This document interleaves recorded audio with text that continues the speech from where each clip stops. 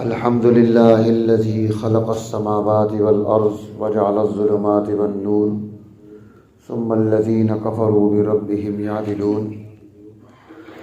یہ سورۃ الانعام ہے اور یہ پہلی بڑی صورتوں میں سے مکی صورت ہے۔ اس سورہ مبارکہ میں اللہ تعالیٰ نے توحید کا تذکرہ کیا ہے اور شرک کی جو قسمیں ہیں ان کی وضاحت تفصیل پیش کی ہے، اور یہاں سے اس سورہ مبارکہ سے اللہ تعالیٰ نے سابق قوم کو خطاب کیا ہے۔ سورہ فاتحہ سے خطاب شروع ہوا تھا ابراہیمی اقوام کو، اور اس کا افتتاح بھی الحمدللہ سے ہوا، اور جب یہ سابق قوموں کا تذکرہ آیا ہے تو یہاں بھی الحمدللہ سے شروع کیا۔ سب تعریفیں اللہ کی دی ہیں۔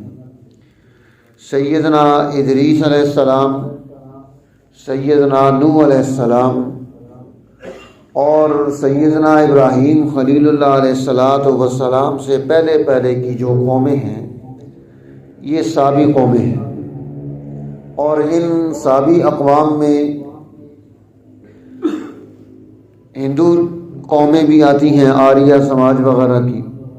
یہ چائنیز قوم بھی سابق قوموں میں شمار ہوتی ہے، ایرانی قوم یہ بھی سابق قوموں میں شمار ہوتی ہے، اور اس دور میں جو اقوام وہاں موجود تھی قریب وہ سب سابق قوموں میں شمار ہوں گی۔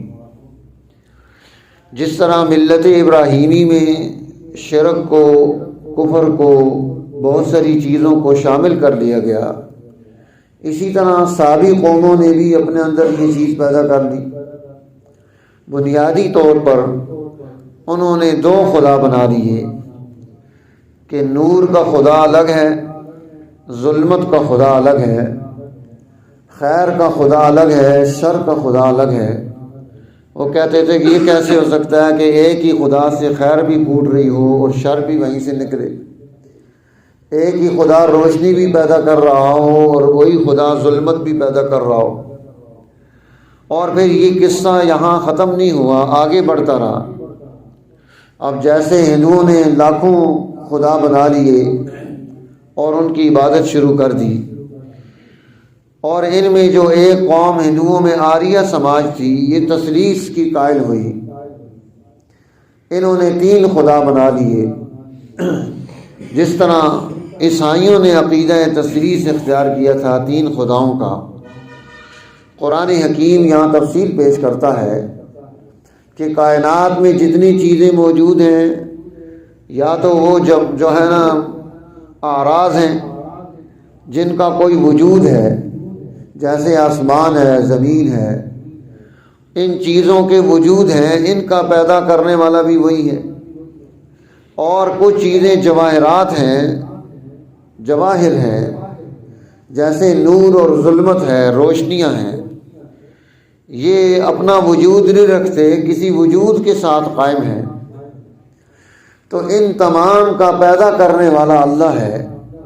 اسی لیے یہاں قرآن حکیم نے الحمدللہ الذی خلق السماوات والارض، آسمان و زمین اعراض کا تذکرہ کیا، وجعل الظلمات والنور، اور اسی نے جواہر بھی بنائے، ظلمات اور نور بھی بنائے، اور ان تمام کا پیدا کرنے والا وہ اللہ ہے۔ تو اب تمہیں اپنا تعلق بھی اسی رب کے ساتھ قائم کرنا ہے، اسے ہی معبود سمجھنا ہے۔ مصیبتیں بھی وہیں سے آتی ہیں، رحمتیں بھی ادھر سے ہی ملتی ہیں، اور اس کے ساتھ ہی ہم نے نسبت اور تعلق پیدا کرنا ہے۔ پھر انبیاء علیہ السلام کی تکذیب ان اقوام میں عام طور پر موجود تھی۔ وَإِن يُكَذِّبُوكَ فَقَدْ كُذِّبَتْ رُسُلٌ مِّن قَبْلِكَ، آپ سے پہلے بھی رسولوں کی تکذیب کی گئی، انہیں ایذا دی گئی۔ اگر آپ کچھ کر سکتے ہیں آسمانوں پر چڑھ جائیں، کوئی سرنگ بنا لیں زمین میں، کوئی خاص الخاص معجزہ لے آئیں، ان کے سامنے لا کر رکھیں، یہ اس معجزے کو قبول کرنے کے لیے تیار نہیں ہوں گے، اس کو ماننے کے لیے تیار نہیں ہوں گے۔ کیوں کہ ان کی سرشت میں یہ چیز داخل ہو گئی، اس لیے فرمایا کہ جب اللہ تعالیٰ کسی قوم میں سزا مسلط کرتا ہے تو وہاں کے لوگوں کو وہ فراوانی نعمت دیتا ہے. جب وہ نعمتوں کی کثرت ہوتی ہے اور اس کے نتیجے میں وہ اللہ کو بھول جاتے ہیں، پھر اچانک ان پر مصیبت آتی ہے. اس لیے فرمایا فَقُطِعَ دَابِرُ الْقَوْمِ الَّذِينَ ظَلَمُوا. ان نعمتوں کے استعمال کے بعد جب انہوں نے اس رب کائنات کا شکر ادا نہیں کیا تو نتیجہ کیا پیدا ہوا کہ اس کا نتیجہ یہ پیدا ہوا کہ اللہ نے ان ظالموں کی جڑ کاٹ کر رکھ دی. فَقُطِعَ دَابِرُ الْقَوْمِ الَّذِينَ ظَلَمُوا وَالْحَمْدُ لِلَّهِ رَبِّ الْعَالَمِينَ. اس پر بھی اللہ کی تعریفیں ہیں کہ اس نے کائنات میں ان ظالموں کو، ناانصافوں کو، مفسدوں کو ختم کر کے کائنات کو پاک کر دیا. تو اس لیے اللہ جل جلالہ کا انداز الگ ہے کام کرنے کا. انسان کو مہلت ملتی ہے، اگر وہ اس مہلت سے فائدہ نہیں اٹھاتا تو پھر نتائج نہیں پیدا ہوتے. اس لیے فرمایا کہ آپ ان کو یہ بات سمجھا دیں وَعِندَهُ مَفَاتِحُ الْغَيْبِ. غیب کے خزانے کی چابیاں تیرے رب کے پاس ہیں اور کوئی اللہ کے علاوہ ان کو نہیں جانتا. وَمَا تَسْقُطُ مِن وَرَقَةٍ إِلَّا يَعْلَمُهَا. کوئی پتا کائنات میں گرتا ہے تو وہ اس کے علم میں ہوتا ہے. اور ہر خشک و تر کا جاننے والا، ہر چیز کا علم رکھنے والا وہ رب ہے. وَهُوَ الْقَاهِرُ فَوْقَ عِبَادِهِ. وہ اپنے بندوں پر غالب ہے اور انہیں پکڑ سکتا ہے، انہیں جکڑ سکتا ہے. وہ کمزور نہیں، طاقتور ترین ذات ہے. اس لیے فرمایا کہ اگر تم ایسے لوگوں کے پاس بیٹھے ہو جو اللہ کے تعارف کو چھوڑنے والے ہیں تو ان سے اٹھ جاؤ. ہاں اگر تم بیٹھ گئے، شیطان نے تمہیں بنا دیا، جب یاد آ جائے اس مجلس کو چھوڑ دینا چاہیے جس میں اللہ کے قرآن سے اعراض کیا جائے. اس مجلس کو چھوڑ دینا چاہیے جو اللہ کے نبی سے اعراض کر رہی ہو. اس مجلس کو چھوڑ دینا چاہیے جو اللہ اور اس کے رسول کا درست تعارف نہ کرا رہی ہو، دنیا میں فتنے اور فساد کا ذریعہ ہو. پھر اللہ جل جلالہ نے سیدنا ابراہیم خلیل اللہ علیہ الصلاۃ والسلام کا یہاں تذکرہ کیا کہ دیکھو ان صحابی قوموں نے سورج کو، چاند کو، ستاروں کو اپنا رب بنا لیا کہ یہ ما فوق الفطرت ہیں، ان کے پاس قوتیں ہیں، روشنیاں ہیں، گرمیاں ہیں، سردیاں ہیں، اس لیے ہمیں ان کی اتباع میں آنا چاہیے، انہیں رب بنانا چاہیے. ابراہیم علیہ السلام ان کے سامنے جب ستارہ نکلتا ہے تو کہتے ہیں ھذا ربی. تم کہتے ہو، یہ میں بھی کہہ دیتا ہوں تمہارے سامنے، سنو اس کو تم رب بناتے ہو. فلما افلا، جب وہ غائب ہو جاتا ہے، لا احب الآفلین. جو غائب ہو جائے وہ کیسا رب ہے؟ جسے تلاش کرنا پڑے وہ کیسا رب ہے؟ جو محتاج ہو کمروں کا وہ کیسا رب ہے؟ جو محتاج ہو چیزوں کا وہ کیسا رب ہے؟ رب تو وہ ہوتا ہے جو کسی چیز کی احتیاج نہ رکھتا ہو، اس کے لیے ساری چیزیں ایک جیسی ہوں، وہ سب سے زیادہ غالب ہو. اس لیے فرمایا میں اس کی عبادت نہیں کر سکتا. پھر چاند نکلتا ہے، چاند کے بارے میں بھی یہ گفتگو کر کے وہ انہیں سمجھانا چاہتے ہیں کہ تم غلط راستے پر ہو. سورج نکلتا ہے، اب سورج ان کے سامنے آتا ہے کہ صبح جو تمہارا رات کو رب تھا وہ کدھر ہے؟ کہا وہ اب چلا گیا ہے. اسے بھی تو آرام کی ضرورت ہوتی ہے، اسے کچھ آرام کرنا ہوتا ہے، وہ اب آرام کر رہا ہے، وہ رات کو نکلے گا. اگر اس رب کے ساتھ کسی کو صبح ضرورت پیش آ جائے تو وہ رات تک انتظار کرے، رات کو وہ ملے گا.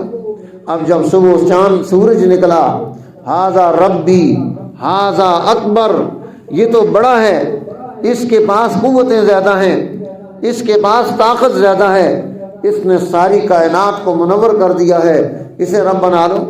اب جب وہ بھی غائب ہو گیا تو سیدنا ابراہیم خلیل اللہ علیہ الصلاۃ والسلام اپنی قوم کے سامنے یہ بات رکھتے ہیں کہ دیکھو یہ جو تم نے رب بنائے ہیں یہ تو سارے غائب ہو رہے ہیں. انی وجہت وجہی للذی فطر السماوات والارض حنیفا وما انا من المشرکین.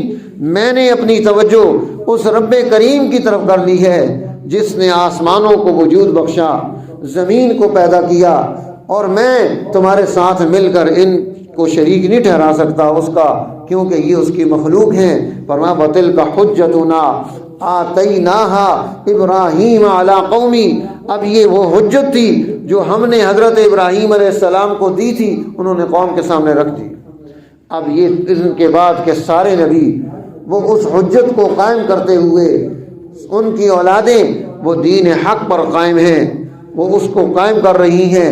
اس لیے فرمایا تم اللہ کا تعارف حاصل کر کے زمین و آسمان کی ساری چیزیں، انسان کی تخلیق اور اس کی پیدائش، اس کی موت، ہر چیز جب اس کے اختیار میں ہے تو پھر ہمیں سجدہ بھی تو اسے کرنا ہے، حکم اسی کا ماننا ہے، جھکنا بھی اس کے سامنے ہے۔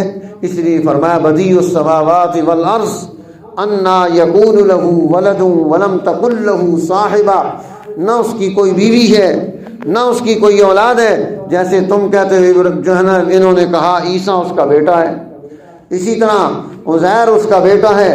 ان لوگوں نے انبیاء علیہ السلام کو اس کی اولاد قرار دے دیا۔ فرمایا بدیع السماوات والارض انا یکون لہ ولد ولم تکن لہ صاحبہ وخلق کل شیء وہو بکل شیء علیم لا تدرکہ الابصار، اسے کوئی آنکھ نہیں دیکھ سکتی، وہو یدرک الابصار، وہ آنکھوں کو دیکھ سکتا ہے، وہو اللطیف الخبیر، وہ باریک بین ذات ہے۔ تمہیں اس کے ساتھ تعلق پیدا کرنا ہے، لیکن دنیا میں اس کے ماننے والے اور اس کے نہ ماننے والے موجود ہیں۔ اب یہاں ہمیں اصول سکھلایا کہ اگر کوئی تمہارے سامنے ایسا آدمی آ جائے جو خدا کو چھوڑ کر کسی اور کی عبادت کرتا ہے، تو اس خدا کو جس کی وہ تعظیم کر رہا ہے تم اس کے خلاف اس کے سامنے کوئی بات مت کرو۔ لا تسبوا الذین یدعون من دون اللہ، اس جو اللہ کے علاوہ کسی اور کو پکار رہا ہے اس کو برا بلا مت کہو، اس کے خدا کو گالی مت دو۔ کیوں؟ فَيَسُبُّ اللَّهَ عَدْوًا بِغَيْرِ علم، وہ نادانی میں وہ اس رب عظیم و کبیر کو برا بلا کہے گا، تو ہم نے اپنے رب کو گالیاں نہیں دلوانی۔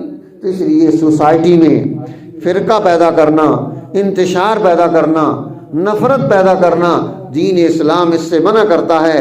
ہم انسانی سوسائٹی کو تعارف کیسے کرائیں گے؟ تعارف کے اصول بھی قرآن حکیم نے ہمیں بتائے ہیں اس سورہ مبارکہ میں، کہ ہم اللہ کی عظمت کو، اس کی شان کو، اس کے کاموں کو، اس کی قوتوں کو انسانوں کے سامنے رکھیں گے کہ دیکھو یہ ذات ہے جس نے تمہارے لیے یہ ساری نعمتیں پیدا کی ہیں۔ انسان بھی اس نے پیدا کیے، جنات بھی اس نے پیدا کیے، انعام، اس سورت کا نام انعام ہے۔ یہاں چوپائے اور جو حلال اور حرام ان کی تمام تفصیلات قرآن حکیم نے پیش کی ہیں۔ انشاءاللہ پھر کسی وقت میں اس پر بحث کریں گے۔ پھر اس سورہ مبارکہ کے اختتام پر اللہ جل جلالہ نے وہ 10 اصول اور قانون اور ضابطے پیش کیے کہ ان اصولوں اور قانونوں اور ضابطوں پر چل کر ہم اپنی زندگی کی بنیاد بنائیں گے۔ انہیں بھی سمجھنا چاہیے کہ وہ 10 اصول جو سابقہ ملتوں اور شریعتوں میں بھی موجود تھے، اللہ کے قرآن نے بھی انہیں پیش کیا ہے، اور ان سب چیزوں کو پیش کر کے اللہ جل جلالہ فرماتے ہیں من جاء بالحسنۃ فلہ عشر امثالھا، جو میرے پاس ایک نیکی لے کر آئے گا میں اسے 10 نیکیوں کا بدلہ دوں گا۔ ومن جاء بالسیئۃ فلا یجزا الا مثلھا، اور جو برائی لے کر آئے گا اسے ایک ہی برائی کا بدلہ ملے گا۔ اور پھر پیغمبر علیہ السلام کو یہ بات سمجھائی کہ آپ ان کے سامنے یہ بات رکھ دیں، ان صلاتی و نسکی و محیای و مماتی للہ رب العالمین، میری نماز بھی، قربانی بھی، اور میری موت اور حیات بھی سب کی سب للہ، اللہ کے لیے ہے جو رب العالمین ہے، لا شریک لہ، میں اس کے ساتھ کسی کو شریک نہیں ٹھہراتا۔